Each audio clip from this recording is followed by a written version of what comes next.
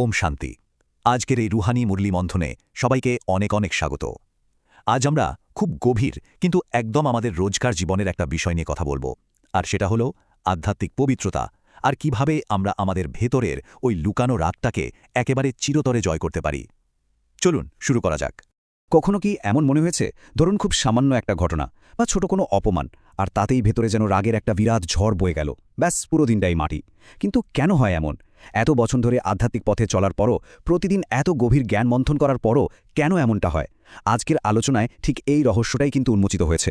তো চলুন দেখে নিই আজ আমরা ঠিক কি কি বিষয় নিয়ে আলোচনা করতে চলেছি। এক নজরে আজকের মূল পয়েন্টগুলো হল হোলির প্রকৃত অর্থ, ব্যাকগ্রাউন্ড অ্যাপকে ভস্ম করা, ডবল পবিত্রতা অর্জন, 1 সেকেন্ডের মাইন্ড রেল, আধ্যাত্মিক সুরক্ষার রেখা এবং সবশেষে আনন্দের মিষ্টি বিতরণ করা। ঠিক আছে, প্রথমেই চলে যাচ্ছি আমাদের 1 নম্বর বিভাগে, হোলির প্রকৃত অর্থ, জাগতিক রঙের ঊর্ধ্বে। আচ্ছা, সাধারণ হোলিতে আমরা কি করি? কাঠ জড়ো করে আগুন জ্বালাই আর একে অপরের গায়ে নানারকম রং লাগাই, তাই তো? কিন্তু আধ্যাত্মিক হোলির ব্যাপারটা একটু অন্যরকম আর অনেক বেশি গভীর। এখানে যোগের আগুনে, অর্থাৎ পরমাত্মার স্মরণের আগুনে আমাদের আত্মার ওই পুরনো কড়া সংস্কারগুলোকে ভস্ম করতে হয়। একবার ভাবা যাক, কাপড়ে যদি পুরনো কোনো গাঢ় দাগ থাকে, সেখানে কি নতুন উজ্জ্বল রং ঠিকমতো ধরে? একদমই না। ঠিক তেমনি এই নেতিবাচক সংস্কারগুলো পুরোপুরি না পড়লে পরমাত্মার ঐশ্বরিক রং আমাদের আত্মায় কিছুতেই লাগতে পারে না। তাই আগে ভস্ম করা, তারপর রঙে রঙিন হওয়া। আর এই ঐশ্বরিক রং লাগানোর জন্য আজকের মুরলিতে হোলি শব্দের খুব সুন্দর একটা অর্থ বলা হয়েছে। হো-লি মানে যা হয়ে গেছে তা অতীত। হোয়াট ইজ পাস্ট, যা ঘটে গেছে তার উপর একটা বড়সড় ফুল স্টপ বসাতে হবে। আমাদের শুদ্ধ চেতনায় অতীতের কোনো ব্যর্থ বা নেতিবাচক বিষয় টেনে আনা মানেই কিন্তু বর্তমানের অমূল্য সময় নষ্ট করা। একবার যা শেষ তা শেষ। এবার আমরা যাব আমাদের দ্বিতীয় বিভাগে, ব্যাকগ্রাউন্ড অ্যাপকে ভস্ম করা, আধ্যাত্মিক শক্তির ক্ষয়।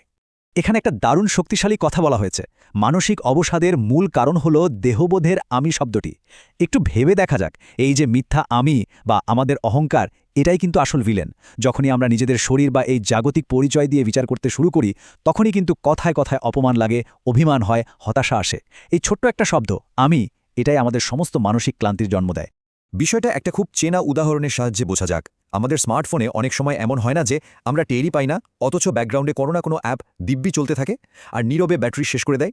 ঠিক একইভাবে আমাদের আত্মার মধ্যেও কিন্তু এই অহংকার বা দেহবোধের একটা লুকানো অ্যাপ সব সময় চলতে থাকে। ফোন যেমন স্প্যাম বা এরার নোটিফিকেশন পাঠায়, এই দেহবোধের অ্যাপটাও আমাদের বারবার অহংকার, অপমান বা হতাশার অনুভূতি পাঠাতে থাকে। আর রেজাল্ট, ফোনের ব্যাটারির মতোই আমাদের আত্মার রুহানি ব্যাটারি একেবারে জিরো হয়ে যায়। তাই আত্মার ব্যাটারি যদি সারাদিন ফুল চার্জ রাখতে হয়, তবে এই দেহবোধের আমিটাকে আজই যোগাগ্নিতে চিরতরে আনইনস্টল বা ভস্ম করতে হবে। এই নেতিবাচক ব্যাকগ্রাউন্ড অ্যাপটা যখন ভস্ম হয়ে যায়, তখন আমরা এক অতি উন্নত অবস্থায় পৌঁছাই।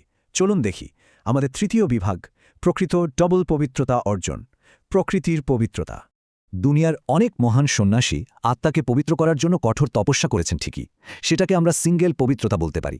কিন্তু তাদের শরীর আর চারপাশের প্রকৃতি তো এই পুরনো দুনিয়ারই অংশ, তাই সেগুলো অপবিত্রই থেকে গেছে। অন্যদিকে এই সঙ্গম যুগে ব্রাহ্মণদের প্রাপ্তিটা কিন্তু একেবারে আলাদা। এ হলো ডবল পবিত্রতা। এখানে যোগের আগুনে বিকারের বীজকে এমনভাবে পুড়িয়ে ফেলা হয় যে শুধু আত্মাই নয়, ভবিষ্যতে পাওয়া শরীর এবং পঞ্চতত্ত্বের প্রকৃতি সবকিছুই একদম সম্পূর্ণ শতপ্রধান আর পবিত্র হয়ে ওঠে। ভাবা যায়, এটাই হলো সত্যিকারের রূপান্তর। আর এই ডবল পবিত্রতার সবচেয়ে বড় এবং বাস্তব উদাহরণ কে জানেন? আমাদের ব্রহ্মা বাবা। একটু ভাবা যাক, এত বড় একটা নতুন দুনিয়া স্থাপনের দায়িত্ব তাঁর কাঁধে। প্রতিদিন কত শত সমস্যা, দেশ বিদেশের কত দায়িত্ব তাকে সামলাতে হতো। কিন্তু তার চেহারায় কি কখনো সামান্যতম মানসিক চাপ, রাগ বা দুশ্চিন্তার লেশমাত্র দেখা গেছে? একদম না। কিভাবে এটা সম্ভব হয়েছিল? কারণ তিনি সবসময় নিজেকে শুধুমাত্র একজন নিমিত্ত বা ইনস্ট্রুমেন্ট মনে করতেন। সব দায়িত্ব সর্বশক্তিমান শিব বাবাকে সমর্পণ করে তিনি নিজে একদম নিশ্চিন্ত ছিলেন।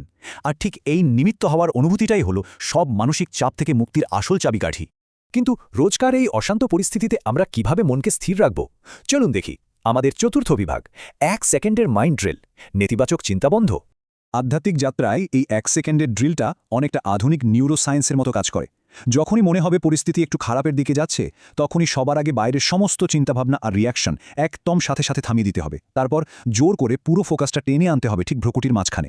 নিজেকে কল্পনা করতে হবে একটা অতি ক্ষুদ্র উজ্জ্বল আলোর বিন্দু বা ফরিস্তা হিসেবে। হঠাৎ করে সব থামিয়ে দিয়ে এই যে আলোতে ফোকাস করা, এটা আসলে মনে সেই নেতিবাচক গল্পের লুপটাকে 1 সেকেন্ডে ভেঙে দেয়। ঠিক যেমন আমাদের ল্যাপটপ বা কম্পিউটার হ্যাং হয়ে গেলে আমরা কোনো প্রোগ্রামকে ফোর্স স্টপ করে দিই না, ঠিক সেরকম। তবে হ্যাঁ, এখানে একটা খুব জরুরি বিষয় আছে যেটা ভুললে একদম চলবে না। শান্ত সময়ে সারাদিনে বারবার এই ড্রিলটা অভ্যাস করতে হবে। জিমে গিয়ে যেমন আমরা প্রতিদিন একটু একটু করে মাসল বা পেশি তৈরি করি, আমাদের মানসিক শক্তিও ঠিক সেভাবেই কাজ করে। যদি আগে থেকে এই অভ্যাসটা না থাকে, তবে যখন সত্যি কোনো বড় সংকট বা ইমার্জেন্সি আসবে, তখন কিন্তু আমাদের এই অবাধ্য মন একদমই কথা শুনবে না। তাই মানসিক কন্ট্রোল বাড়াতে সারাদিন কাজের ফাঁকে ফাঁকে এটা বারবার প্র্যাকটিস করাটা খুবই জরুরি। এই মানসিক নিয়ন্ত্রণই কিন্তু আমাদের আধ্যাত্মিক যাত্রায় সুরক্ষা নিশ্চিত করে। আসুন দেখি আমাদের পঞ্চম বিভাগ, আধ্যাত্মিক সুরক্ষার রেখা, সূক্ষ্ম আসক্তি থেকে রক্ষা। 21 জন্মের জন্য ভিআইপি হওয়ার গ্যারান্টি পেতে হলে আমাদের একটা নির্দিষ্ট সুরক্ষার বলয়ে থাকতে হবে। আমাদের সর্বদা শ্রীমতের লক্ষণ রেখার ভেতরে থাকতে হবে। শ্রীমত মানে কিন্তু কোনো শেকল বা কড়াকড়ি নয়, এটা আসলে মায়ার অ্যাটাক থেকে বাঁচার একটা একদম অভেদ্য বর্ম। এর পাশাপাশি রুহানি পরিবারের সাথে গভীর কানেকশন রাখাও ভীষণ দরকার। যখন আমরা দুর্বল হয়ে পড়ি, তখন এই ঐশ্বরিক পরিবারই আমাদের জন্য একটা সেফটি নেট বা সুরক্ষা জাল হিসাবে কাজ করে। আর হ্যাঁ, ব্যক্তি, বস্তু বা এমনকি নিজের কোনো বিশেষ যোগ্যতার প্রতিও যে কোনো সূক্ষ্ম আসক্তি থেকে একদম 100 হাত দূরে থাকতে হবে, যাতে স্থিতি সবসময় অটল এবং একরস থাকে। কারণ মুরলিতে এখানে খুব গভীর একটা সতর্কবার্তা দেওয়া হয়েছে। বলা হয়েছে, যদি কারো প্রতি আকর্ষণ বা আসক্তি থাকে, তবে সেই আকর্ষণ আধ্যাত্মিক পুরুষার্থের সম্পূর্ণ অমনোযোগী করে তুলবে। এই সূক্ষ্ম আসক্তিগুলো হলো অনেকটা মিষ্টি বিষের মতো, বাইরে থেকে হয়তো খুব ভালো মনে হবে, কিন্তু অজান্তেই পরমাত্মার সাথে আমাদের যে যোগসূত্র সেটাকে পুরোপুরি ছিন্ন করে দেয় আর আমাদের ভেতরের আত্মিক শক্তিকে একেবারে শুষে নেয়। এবার আমরা চলে এসেছি আজকের আলোচনার একদম শেষ এবং সবচেয়ে আনন্দদায়ক বিভাগে, আনন্দের মিষ্টি বিতরণ, ঐশ্বরিক উপহার। আমরা তো জ্ঞান থেকে অনেক সুন্দর সুন্দর রত্ন পেলাম, কিন্তু দৈনন্দিন জীবনে এই আনন্দের মিষ্টি আমরা সবার মাঝে কিভাবে বিতরণ করতে পারি, এমনভাবে যা অন্যদের মনেও একটা চিরস্থায়ী পজিটিভ প্রভাব ফেলবে? মানে, এই জ্ঞানটাকে বাস্তবে অ্যাপ্লাই করা যায় কিভাবে? উত্তরটা খুবই সোজা, সদা খুশি থাকা এবং সবার মাঝে এই খুশি বিতরণ করা। একটা সদা হাস্যোজ্জ্বল আর প্রফুল্ল মুখমণ্ডলী হল সবচেয়ে বড় এবং নীরব সেবা। চারপাশের এই অশান্ত আর অস্থির দুনিয়ায় অন্তরের শান্ত এবং আনন্দদায়ক ভাইব্রেশন নিজে থেকেই সবার সেবা করবে। এর জন্য আলাদা করে কোনো প্রচারের দরকারই নেই। আমাদের নিজেদের এই স্থিরতা আর আনন্দটাই হলো পরমাত্মার দেওয়া এক মহামূল্যবান উপহার, যা খুব স্বাভাবিকভাবেই চারপাশের পরিবেশে ছড়িয়ে পড়ে। আজকের এই রুহানি মুরলি মন্থন শেষ করার আগে একটা খুব গভীর চিন্তার খোরাক দিয়ে যাই। একবার ভাবা যাক তো, যেসব বিষয়গুলোকে আমরা বর্তমানে সবচেয়ে বড় আধ্যাত্মিক সুরক্ষা বলে মনে করছি, যেমন ধরুন খুব কড়া নিয়মকানুন পালন করা বা জ্ঞানের গভীরতা নিয়ে গর্ব করা, সেগুলোই আবার নতুন কোনো অতি সূক্ষ্ম আসক্তির রূপ নিচ্ছে না তো? ভেতরের এই সূক্ষ্ম আসক্তিগুলোকে খুব সচেতনভাবে খুঁজে বের করে পরমাত্মার কাছে সমর্পণ করতে হবে, তবেই প্রকৃত পবিত্রতা অর্জন সম্ভব। আজ তাহলে এ পর্যন্তই। ওম শান্তি।